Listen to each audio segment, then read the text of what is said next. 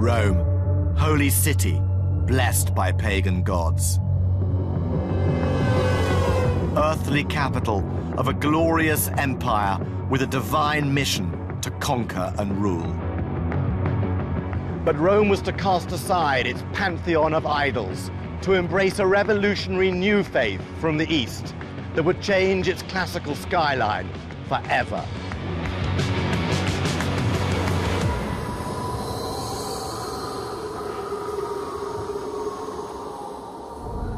Personal salvation and the worship of one God eclipsed the gods of old.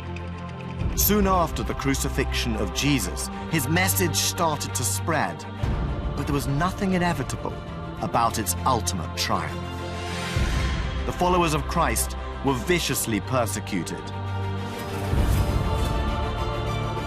But the martyrdom of St. Peter gave Rome a new founding story and a divine mission for his successors, the popes. Rome became a vibrant center of Christian devotion, but it was the necessities of power that really decided its sacred destiny.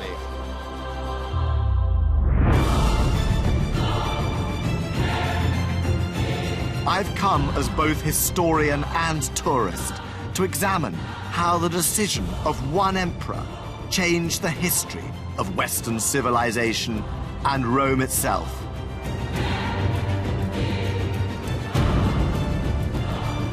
Its impact on the fabric of the city and on the lives of its citizens, nobles, and high priests. Abandoning paganism risked everything that Rome stood for, triggering confusion, violence, power struggles, and setting popes and emperors on a collision course.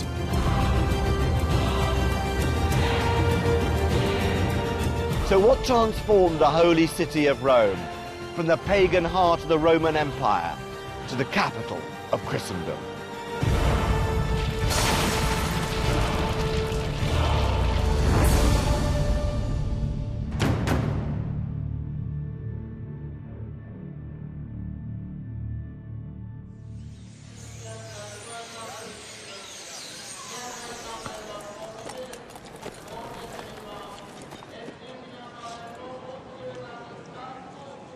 On the outskirts of Rome, a stadium once stood. Horse races were staged there to entertain emperors and citizens. But in 64 AD, the imperial racetrack became the site for a mass execution.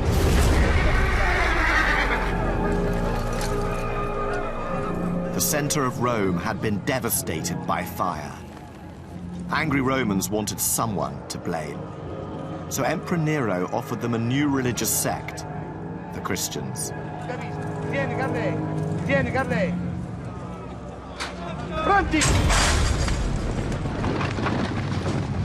Some were torn to pieces by wild dogs. Others set on fire as human torches. And a few were crucified. Amongst them was Peter, a leader of the Christian mission in Rome and one of the original 12 disciples. Tradition says that out of respect for Jesus, he asked to be crucified upside down.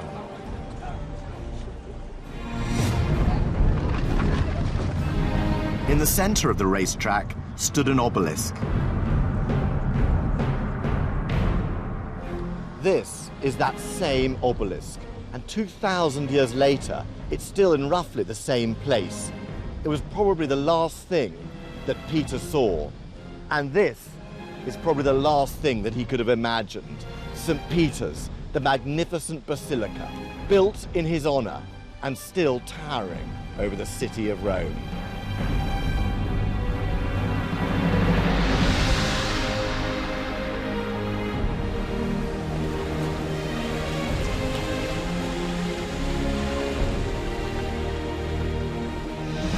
Ultimately, Peter's execution would transform Rome. But when he died, Christianity was just one of many Eastern cults struggling to survive in a city dominated by pagan gods.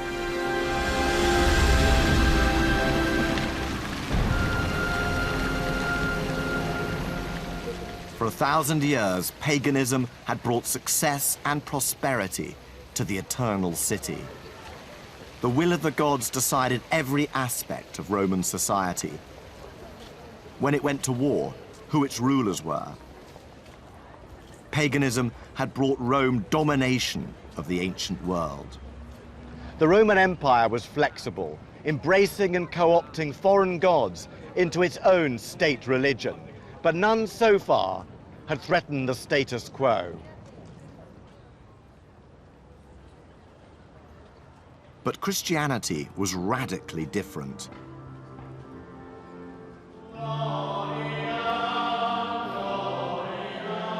Whereas paganism sought the goodwill and protection of the gods in this life, Christianity held out the promise of eternal life in the next world. But its rejection of pagan practice marked it out. Christian refusal to sacrifice to the ancestral gods in honor of the emperor made them a potential threat to the Roman state itself. As Christianity took hold amongst Rome's underclasses, the pagan establishment sought to discredit it. The ritual of Holy Communion, the taking of Christ's body and blood, was described as cannibalism.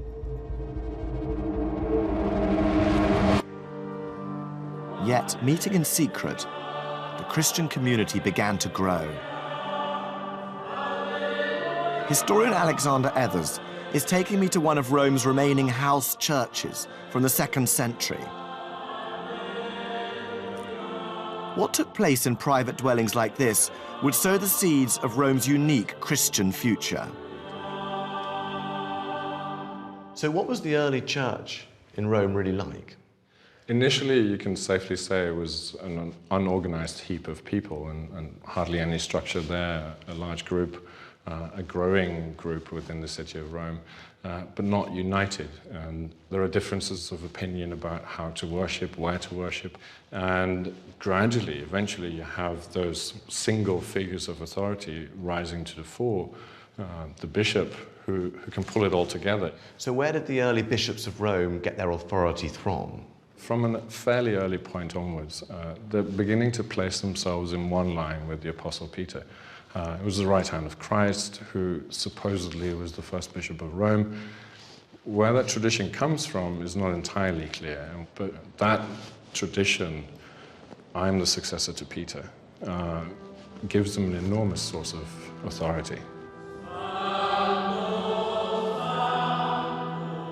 The lineage of bishops from St. Peter is known as the apostolic succession. It's the bedrock of the Bishop of Rome's authority and papal power to this day. But in the 3rd century, the bishops were leaders of a religion on the margins. And that's why I'm heading to the outskirts of Rome and the catacombs of San Callisto.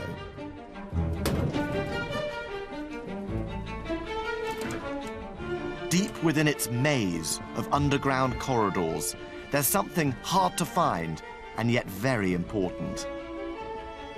Early evidence of how the bishops of Rome got their unique title. This reads PP, which stands for Papa or Pope, and it's the first example we have of an inscription that refers to the bishops of Rome by that title. At the time, a charismatic bishop anywhere in Christendom might have been known as Pope, but gradually the bishops of Rome came to be known by that name, though surprisingly, it wasn't for almost 800 years until the 11th century that it became official.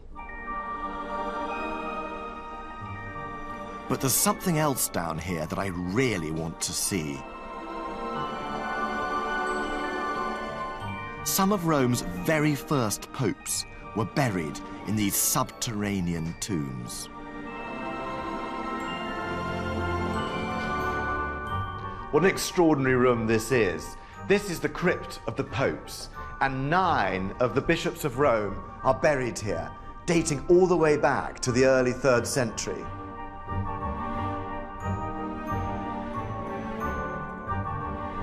It's an extraordinary thought that these men were the leaders of Christianity right at the very beginning, long before the papacy became the office of power, magnificence, and wealth that we know today.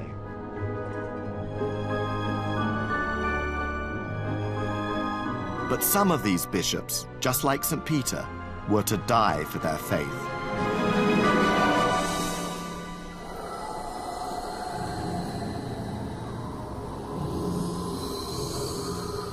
Sixtus II was celebrating Mass right here at the altar when Roman soldiers burst in. When they drew their swords, the entire congregation competed to offer themselves for the honor of martyrdom, at which Sixtus pushed himself forward, bared his neck, and begged them to take his head. The soldiers were happy to take him up on his offer. They beheaded him on the spot.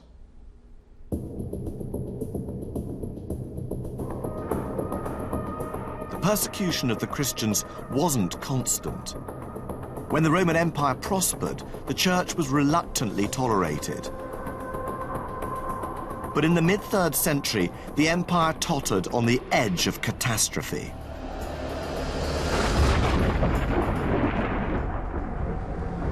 Rome faced 50 years of disaster, civil wars, invasions, and a bewildering succession of emperors. The cracks in the imperial edifice seemed terminal.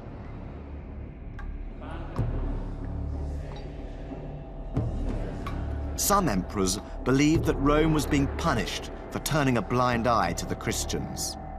The unity of city and empire was at stake. Something had to be done. In 303, the Emperor Diocletian launched the bloodiest persecution to date. Churches were destroyed, bishops decapitated. The streets were awash with the blood of the faithful.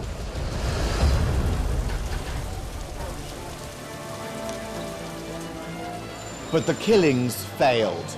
The persecutions merely served to promote and advertise the faith of the martyrs. The flame of Christianity could not be extinguished. Diocletian's victims would forever leave their mark on Rome. And remarkably, one has been preserved to this day. This figure, one of the city's least known but macabre sights, appears to be a statue. But closer inspection reveals something far more spine-chilling. When at first you look at this, you think this must be a waxwork. But when you look a little closer into the slightly open mouth, you see through the open lips of the skeleton. And if you look at the hands on the outside, they appear to be wax. But look inside, you can see not just the skeletal bones of the real hand of the body, but actually the dry skin there too. This is the body of Saint Vittoria. The cruel deaths of the martyrs didn't destroy Christianity. Their stories kept it alive. But it was still just one of many religious sects on the edges of Roman society. Only the whim or faith of an emperor could change the course of history.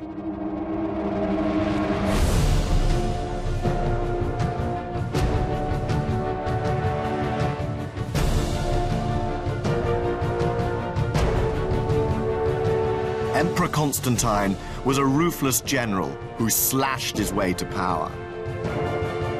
He was a harsh warlord, capable of terrifying violence. He even executed his own wife and son. But he was also a visionary who, in one decision, changed the entire course of Western civilization. No one knows for sure why Constantine chose to embrace Christianity. But the decisive revelation took place here at Milvian Bridge, on the outskirts of Rome.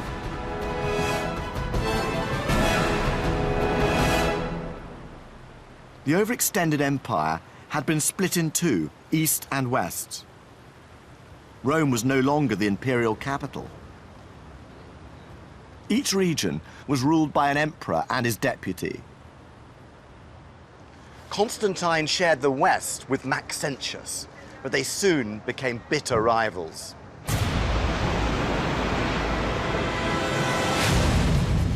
In 312, Constantine had cornered Maxentius's forces on the banks of the Tiber.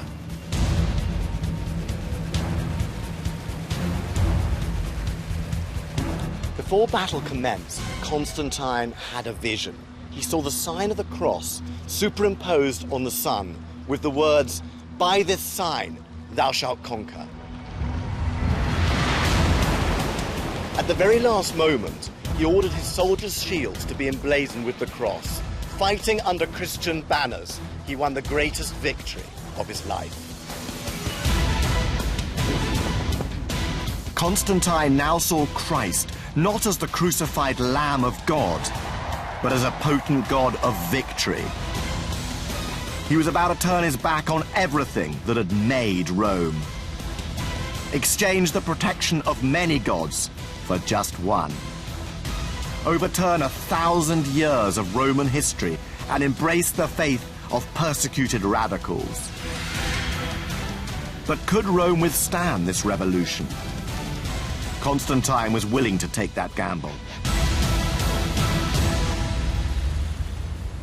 But while an emperor could change his religion overnight, Rome's pagan citizens would take longer. The arch built to mark Constantine's victory shows how controversial this change of policy was. This arch contains a surprise. If you look up here on line 3, you'll see that the divinity that Constantine thanks for his victory is subtly ambiguous. It could be either Christian or pagan. Constantine doesn't give thanks to the pagan god of war, but neither does he reveal his new faith. He uses a general term for divinity, divinitas, which was acceptable to both pagans and Christians.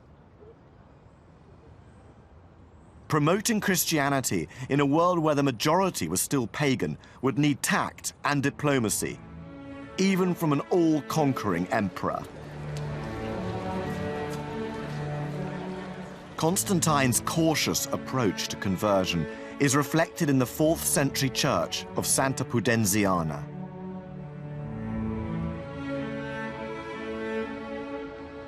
The facade of this church wouldn't have looked at all out of place in pagan Rome. It's a basilica, literally a king's hall, and this was the typical rectangular building of Roman public life where emperors and governors held court. The need to fit in is further revealed when you step inside. The image of a humble savior has received a grand Roman makeover.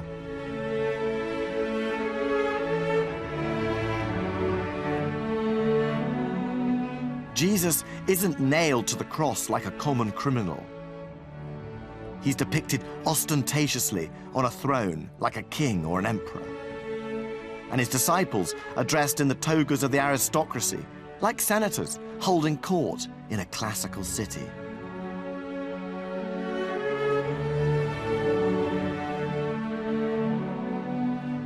Pagan Romans coming in here wouldn't have been shocked or put off by anything they saw. But this wasn't the lower-class radical religion of the early church. This was imperial Christianity, designed to impress and attract Romans high and low.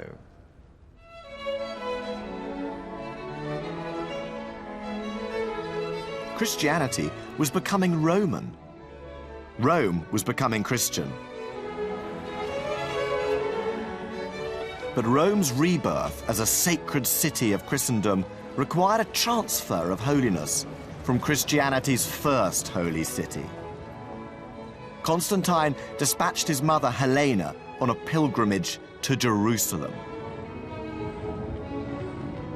Helena returned with a precious collection of Christian relics. And I'm just about to witness the most monumental treasure of them all.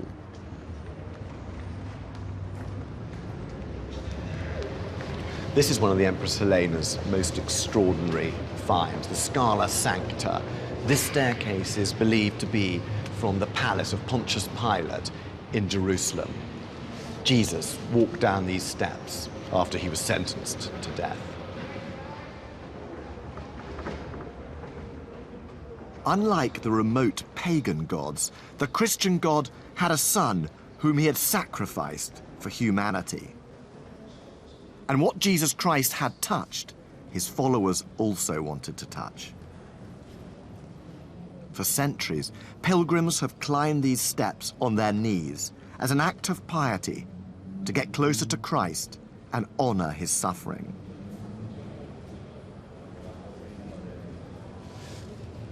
It's not often in our secular age that you see a place of such intense, passionate devotion.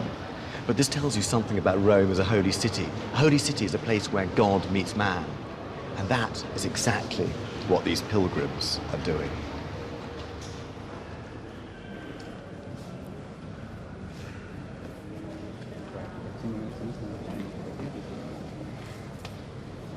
While Helena was importing holiness from Jerusalem, Constantine was keen to promote the city's homegrown Christian sites.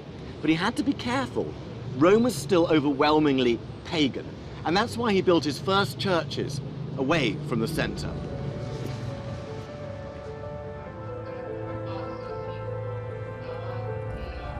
Constantine built 7 churches in Rome, but one took on supreme importance. Nero's circus had become a holy place for Rome's Christians as the location of Peter's crucifixion and burial. A simple shrine had been erected over his grave. Constantine recognized the importance of the site, a direct link between Rome and Jesus Christ himself through his right-hand man, Peter. So Constantine decided to build his biggest basilica over Peter's tomb.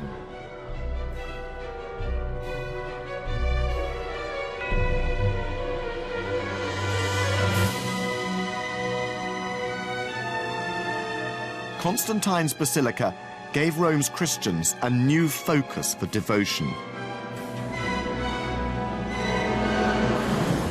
It stood for over 1,000 years, until it was rebuilt during the Renaissance.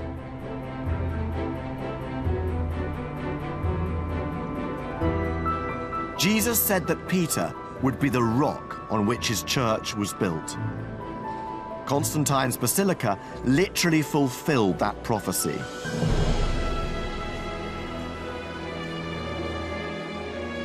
Over the centuries, St. Peter's was to become the cornerstone of the Catholic Church and the headquarters for an empire of Christian souls. But when Constantine commissioned it, it was still an act of wishful thinking.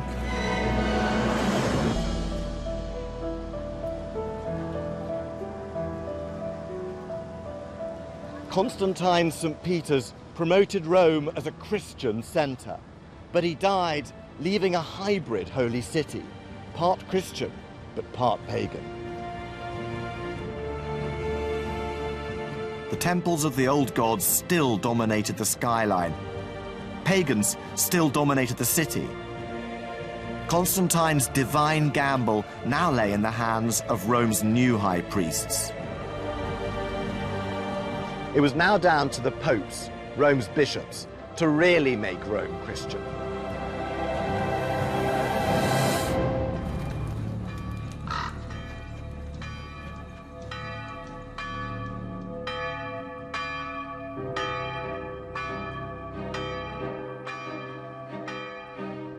Before Constantine, Rome's bishops had been persecuted leaders.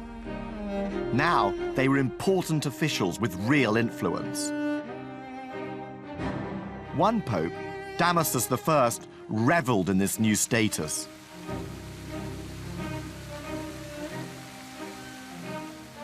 Nearly 70 when he came to power, Damasus didn't allow old age to dampen his pleasures. Corrupt and egotistical, his enemies described him as a smooth-talking adulterer, or as they put it, a tickler of the ears of middle-aged women. But Damasus was also a poet who used his literary gifts to win Christian souls. He took Rome's earliest sites of martyrdom and celebrated them in poetry. This poetical propaganda has been studied by Marianne Shaggy, a historian whom I'm meeting at the Church of Sant'Agnese. Pope Damasus went into every single catacomb, more than 60 catacombs, placing poetic inscriptions above the holy graves. Damasus's inscriptions were like huge billboards in the labyrinthine darkness of the catacombs. And it attracted huge throngs, huge crowds to the graves of the martyrs. What was Damasus's impact on the church? Damasus understood and saw the power radiating from the holy ashes and the holy relics. And therefore, he wanted to put the stamp of the church on these tombs of the martyrs. Damasus had created a ring of holy sites around the city. But Christianity faced a stiffer challenge in the center of Rome. Culturally, Romans were still attached to the rhythms and festivals of the pagan calendar, which promised feasting and fun. Christianity had to compete on a social level too. By a mixture of accident and design, the Christian calendar began to overlap with the pagan. St. Peter's birthday coincided with the Charistia, a pagan festival of banqueting and gift-giving.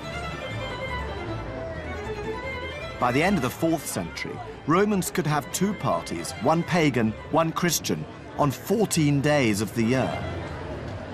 Some Christians even continued to participate in the shameless immodesty of the Lupercalia fertility festival, running half naked through the streets while whipping girls with strips of goat hide.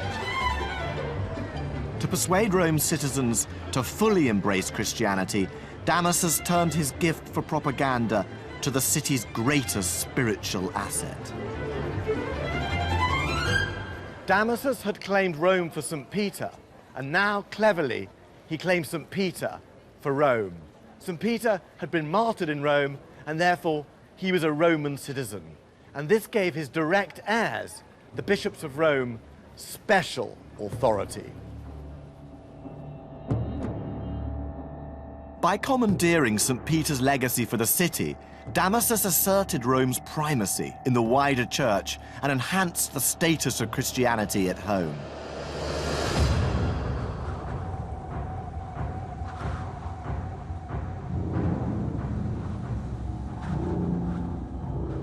Meanwhile, events beyond the reaches of the empire were to have a devastating effect on Rome, changing the holy city forever.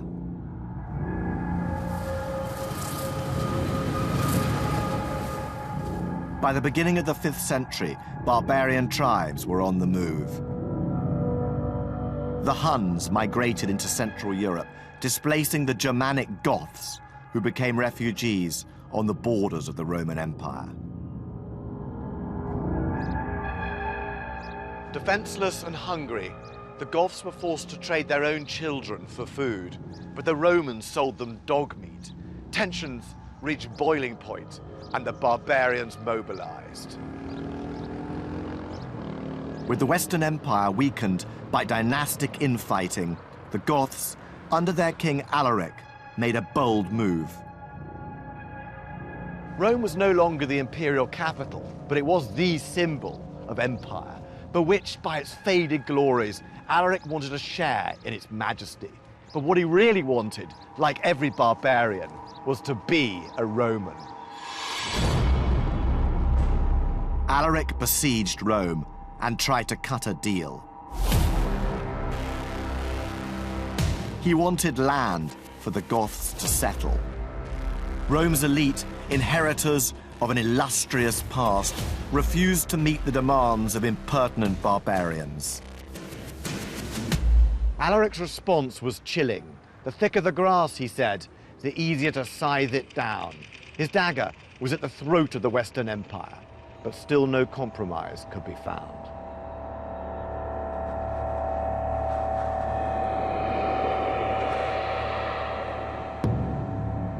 Starvation set in.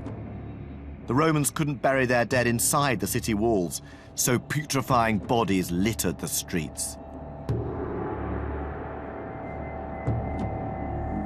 Desperate to put the population out of its misery, a noblewoman opened the city gates. Alaric's 40,000 Goths burst in. Mansions were plundered, the rich were tortured to give up their treasure, and those who couldn't flee were terrorized or killed, their women raped. The Goths were Arians, a sect of heretical Christians, so they showed some restraint. They respected the sanctity of the holy sites. St. Peter's was left unscathed, and by the standards of barbarian sackings, this one was less barbaric than expected.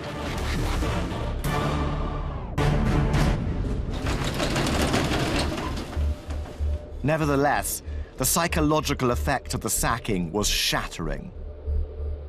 The city that had conquered the whole world was believed to have been murdered. A sense of instability pervaded Rome. The great theologian of the day, St. Augustine, believed that the reason Rome had fallen was because it was still essentially pagan and steeped in sin. The kingdom of heaven was the only salvation. The imperial city was doomed.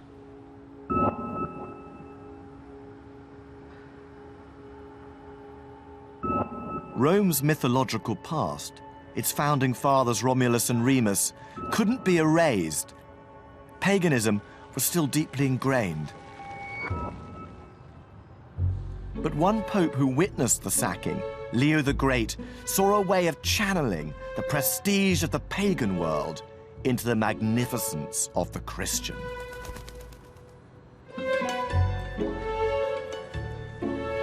To find out how Leo shaped the Christian identity of Rome, I'm meeting historian Michel René Saltzman. Michel, how did Pope Leo promote Christianity in a city that still had such a strong classical Roman tradition? Leo was very proud of the Roman tradition in the pagan past. He's the first pope to actually mention Romulus and Remus and to take pride in the Roman Empire in one of his sermons. But a better empire, a stronger empire, a greater empire resides with Christ. And so he is very involved in maintaining the physical fabric of the city, but as a Christian center. So what was Leo's personal relationship with St. Peter?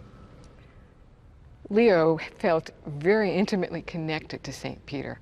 Of course, every bishop could claim that their authority comes from Peter, the very first bishop of Rome. But Leo makes it a very intimate tie. In his ordination sermons, he talks about Peter's spirit almost living through him. And I think it's very telling that when Leo is buried, he is the first pope buried in St. Peter's. So that tie, that intimate tie, lives on forever.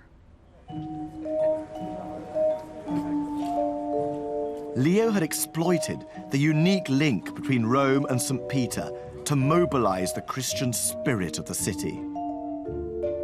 But it was also a reminder to the wider church that bishops of Rome were the ultimate authority in Christendom. And this new confidence was reflected in the center of the city. In just over a century since the time of Constantine, the pagan city was now infused with the spirit of St. Peter. Pristine, lavishly decorated churches overshadowed the temples to the old gods. Rome now had the skyline of a Christian capital. One God, one credo, one pope. But with spiritual authority concentrated in one figure, Rome's fate was now bound to one man. A good pope could lead the holy city to further glory. A bad pope would spell disaster.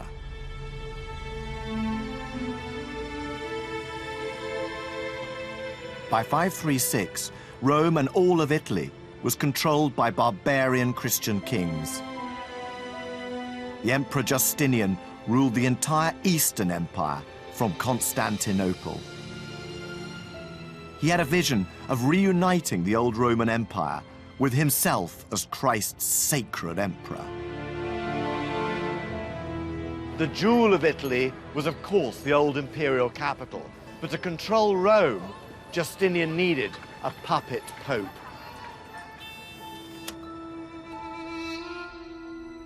So he cut a deal with Vigilius, the greedy papal ambassador to the east.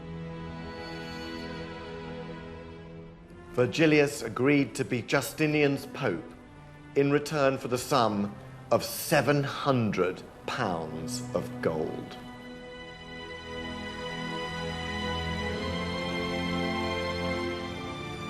But first, Justinian had to take Italy from the Goths. He dispatched an expedition under his brilliant general, Count Belisarius.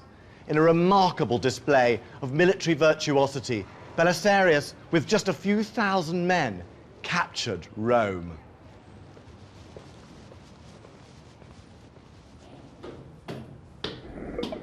Justinian ousted the old pope and installed Vigilius.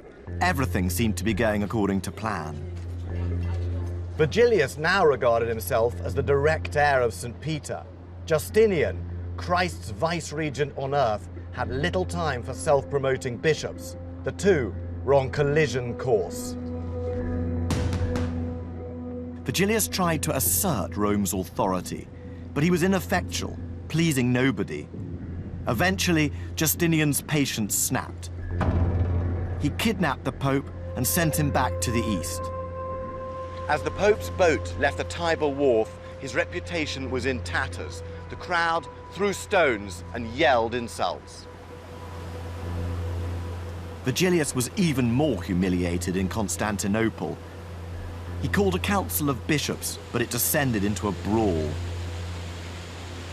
Vigilius sought refuge in the palace church. He clung to the altar, but was dragged out by his beard and forced to sign a document recognizing Justinian's supremacy. Justinian's attempt to harness Rome's holy authority had all but destroyed it. The papacy had hit its lowest point, and the city would follow.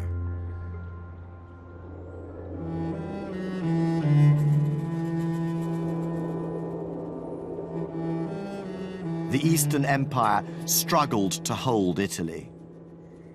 Within less than a generation, another Germanic tribe had its sights on Rome.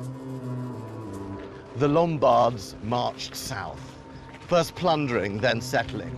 By 590, Rome was desperate and battle-scarred. Rome's aqueducts, the embodiment of imperial might, were left to crumble, the city's vital water supplies seeping away. Impoverished and starving, its population reduced to 90,000. The once glorious capital was now just a beleaguered outpost on the fringes of empire. Rome needed a new hero, and the Pope was the only and last person who could save the city.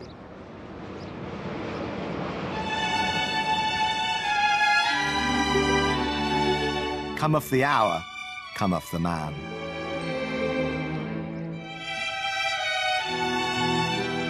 Gregory was a super-rich aristocrat who had already served as city prefect, in effect, mayor of Rome. But the messy business of politics disgusted him, and he suffered an existential crisis. He craved a life of quiet contemplation.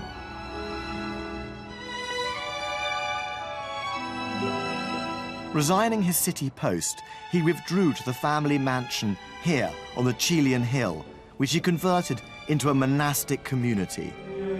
A church dedicated to Gregory, Gregorio Magno, now stands on the same site. And his spirit lives on in the custodians of the church, the monks of the Camaldolese order. Freed from the stresses of public office, the years spent in prayer and reflection here were the happiest of Gregory's life. This is said to be Gregory's monastic cell, but there's a feature of this room that a lot of visitors miss. That's behind this grille. If you open it, look inside, there's just room in there for a small man to sleep. This is a very serene place, and it must have seemed as if Gregory would never return to the dirty world of power and intrigue. But Gregory's seclusion was short-lived.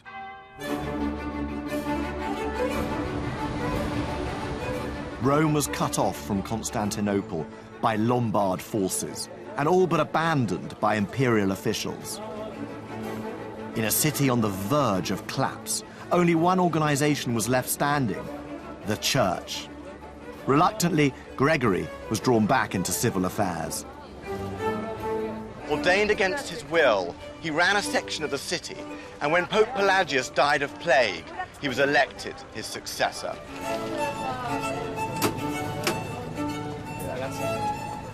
Gregory took charge of running the city, and he proved to be brilliant at planning, finance, and diplomacy. He bought a truce with the Lombards and paid the wages of the military. Buongiorno. Pizza, prego. He donated his estates in southern Italy and Sicily to the church and used them to feed the hungry Romans. Gregory set up welfare centers across the city, and he himself dined with 12 poor people every day.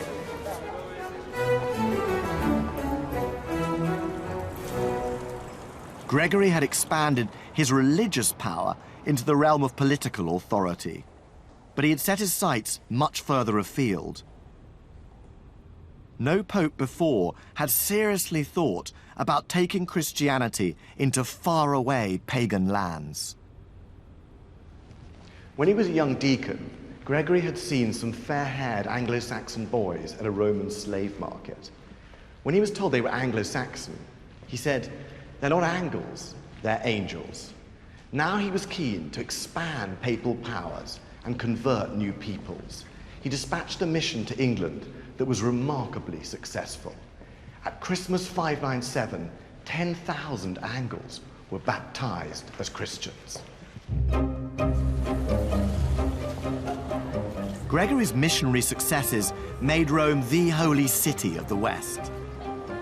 Pilgrims from Europe's northern territories came in their thousands. The religious gold rush was intensified by the ever stronger belief in the sacred power of martyrs' tombs and relics.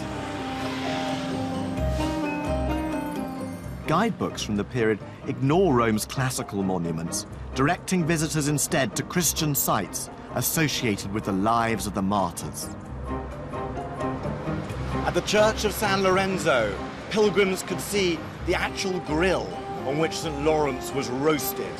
At the Church of San Sebastiano, they could see the arrows that had pierced the side of the great martyr.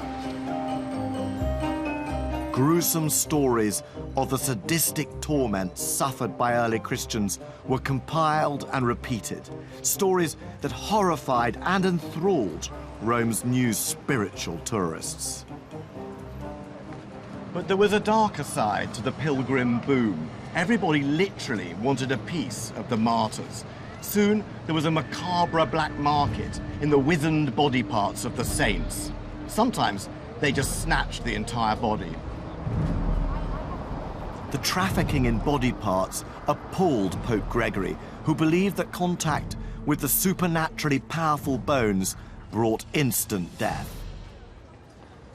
But Gregory understood the value of relics.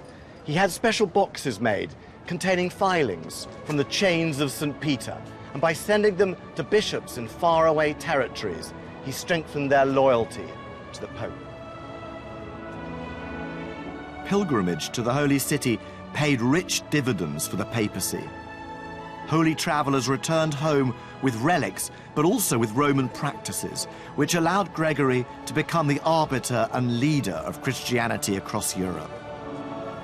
When Gregory died in 604, he was buried in St. Peter's, where his epitaph read, "God's consul." He'd enriched and empowered the papacy, combining the old with the new. He was truly the high priest of city and church.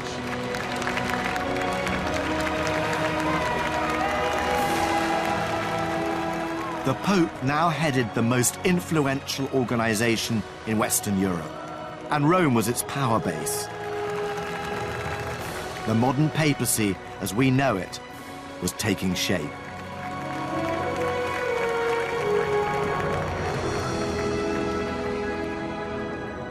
But Rome now faced a completely new threat. A new religious revelation was on the march: Islam. In a few decades, the Arabs had conquered a vast empire. They captured Jerusalem, leaving Rome the one and only holy city of Christendom. Rome feared it would be next. The city needed an ally.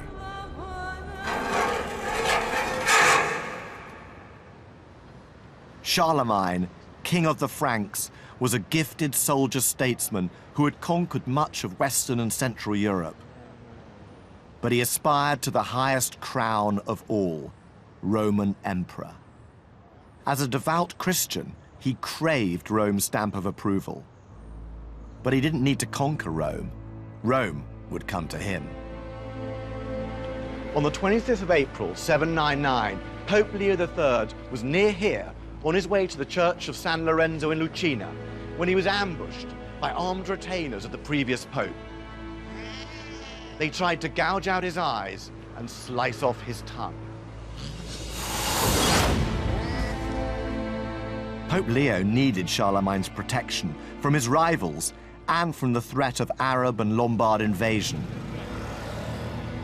And Leo could offer Charlemagne the one thing he didn't already have.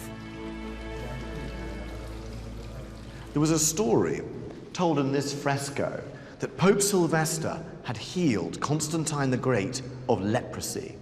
Sylvester's reward was Constantine's conversion to Christianity. But that wasn't the only thing that Constantine was said to have given the Pope. Pope Sylvester is in firm control. He's sitting on his throne, and there's the Emperor Constantine, kneeling and compliantly surrendering his crown to the dominant Pope. This account was a complete fabrication, but it allowed Leo to invent a new tradition, the power of popes to anoint emperors. On Christmas Day 800, Charlemagne arrived to celebrate Mass in St. Peter's. He knelt down before the tomb.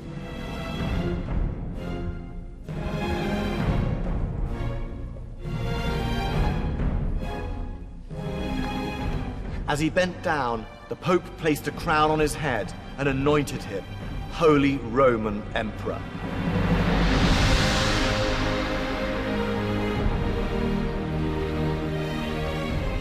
The new imperial alliance seemed to increase papal authority and protect Rome. But actually, it was flawed from the start. The popes believed that they were the ultimate source of political and religious authority, so only a pope could crown an emperor. But the emperors believed that they were the supreme power, so an emperor could appoint the pope, whose job it was to crown him. The deal didn't live up to its promise.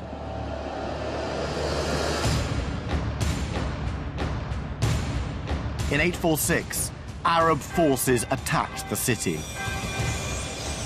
For the first time, St. Peter's Basilica, the essence of Rome's sanctity, was wrecked and looted.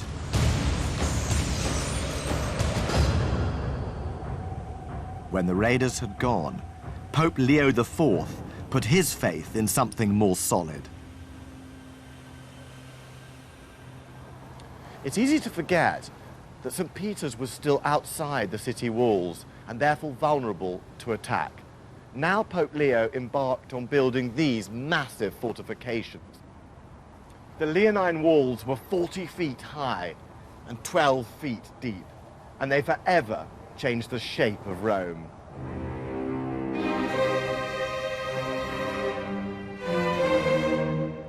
The source of Rome's divine power was now not just sanctified, but fortified.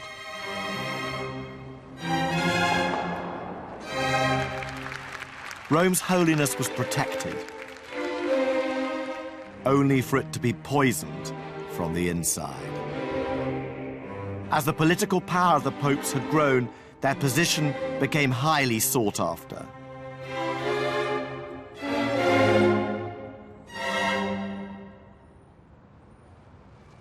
The papacy became the prize and plaything in the blood-spattered power struggle between competing Italian families. Several popes were murdered here at the Castel Sant'Angelo, once the mausoleum of the Emperor Hadrian, and now the fortress, prison, and torture chamber of the papacy.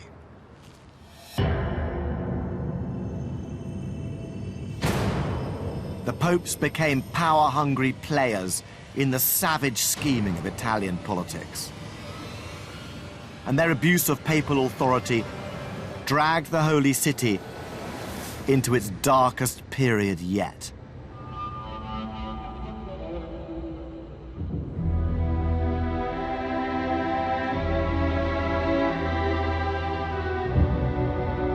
In 897, Pope Stephen VI gave an order of the most twisted and malicious kind.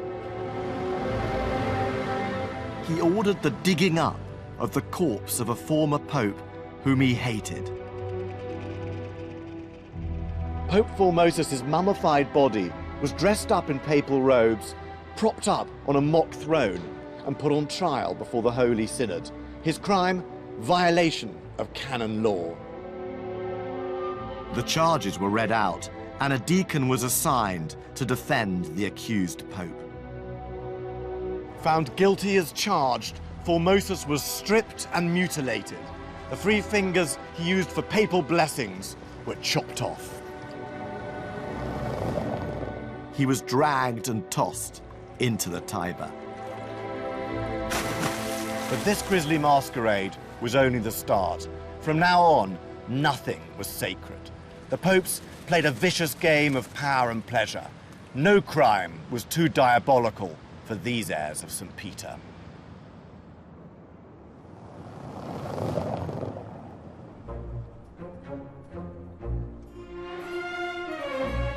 In the early 10th century, the papacy became dominated by one aristocratic family, the debauched and merciless house of Theophylact.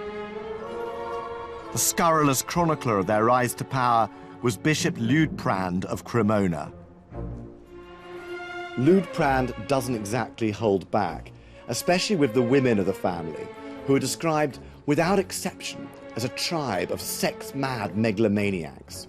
He says Count Theophylact's wife, Theodora, was a shameless harlot, and that her 2 daughters were, if anything, faster in the exercise of Venus.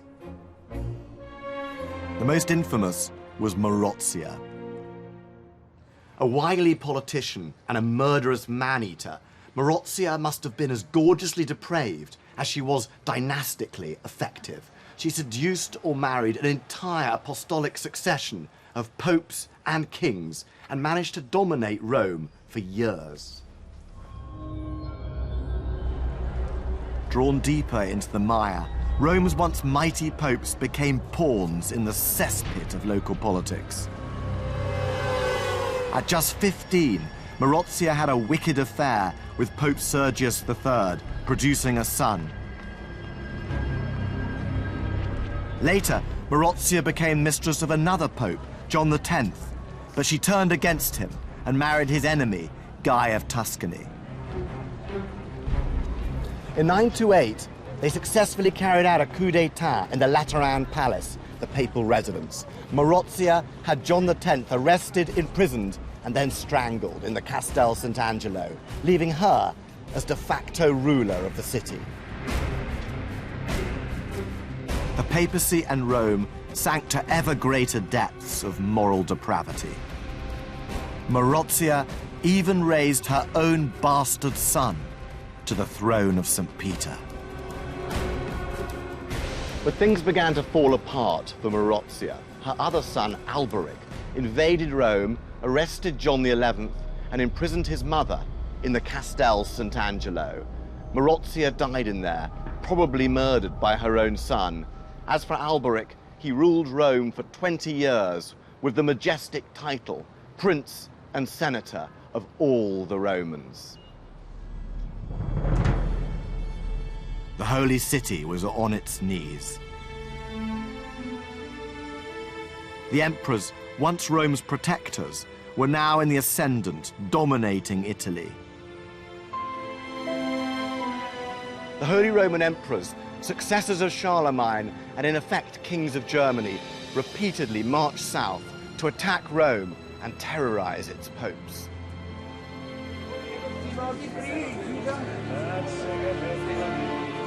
Only a few popes had the strength to fight back by reinvigorating papal authority and the sanctity of the city. In 1075, Pope Gregory VII took a stand. He published the Dictatus Papae that declared the absolute supremacy of the papacy and Rome. From now on, emperors would bow to popes. Gregory's posturing infuriated the German Emperor Henry IV. He deposed the Pope. But Gregory hit back, excommunicating Henry, in effect stripping him of all his powers.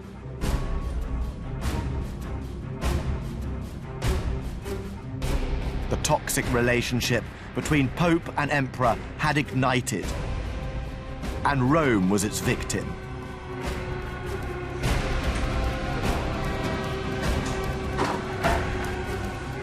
Gregory allied himself with the Normans, but when they occupied the city in 1084, things turned violent. Rome became a blazing inferno.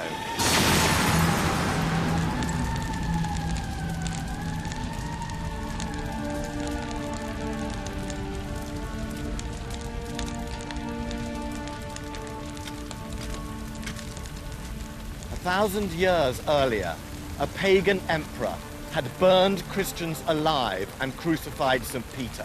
But their martyrdom had helped keep the flame of Christianity alive in Rome.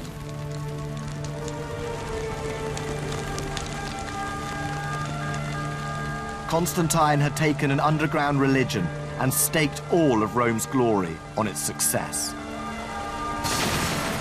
Now the ambitions of a pope had brought ruin on the Holy City.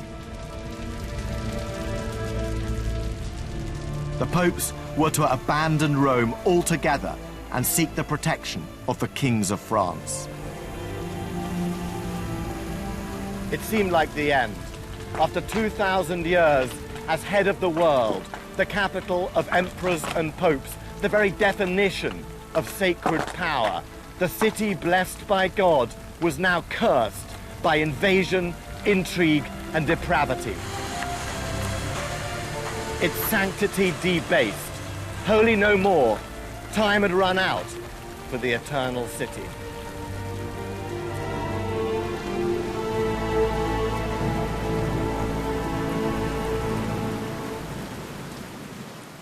Next time, Rome rises from the ashes.